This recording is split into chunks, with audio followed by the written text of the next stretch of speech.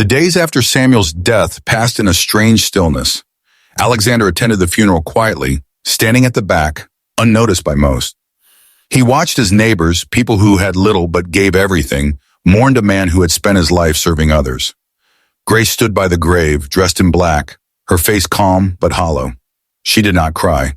Her tears had already been exhausted by guilt, loss, and love. When the coffin was lowered, Alexander felt something loosen inside his chest. Samuel was gone, and with him, the last living reminder of the lie. But the pain remained, and Alexander did not rush back into Grace's life. Instead, he gave her space. Weeks passed, then months. They spoke occasionally, short conversations, careful words, no promises. They talked about books, work, the weather. Never about the past, never about love. Grace completed her training with distinction. She was offered a role at the Institute, not because of donations, not because of favors, but because she had earned it.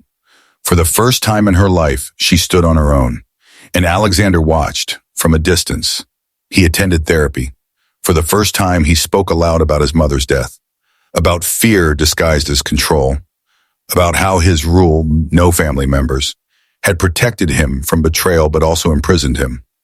One truth became clear. He had confused safety with love.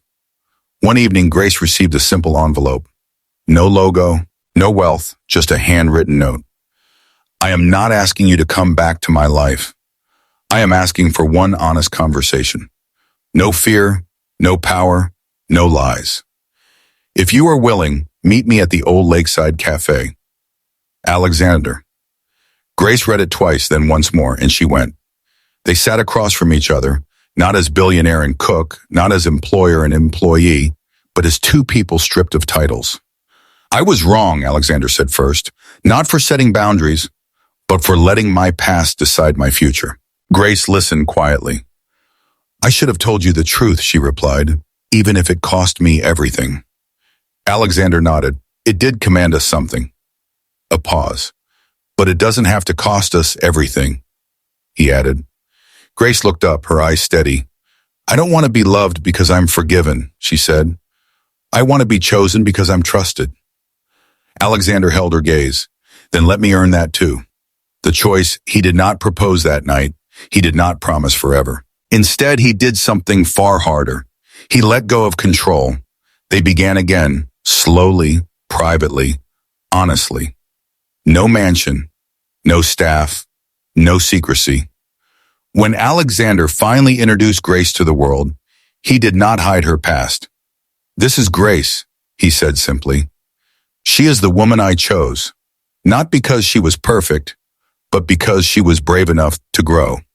A year later, there was no grand spectacle, just a small ceremony by the lake.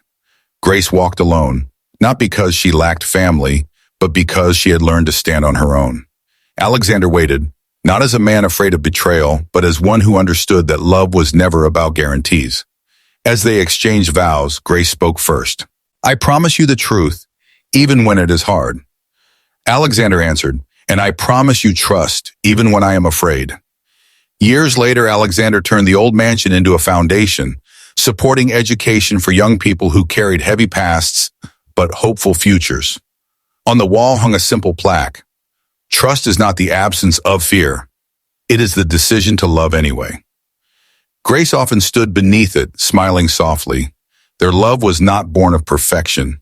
It was forged through truth, and that made it unbreakable. Some rules protect us from pain, but only love teaches us how to live beyond it. Thanks for watching.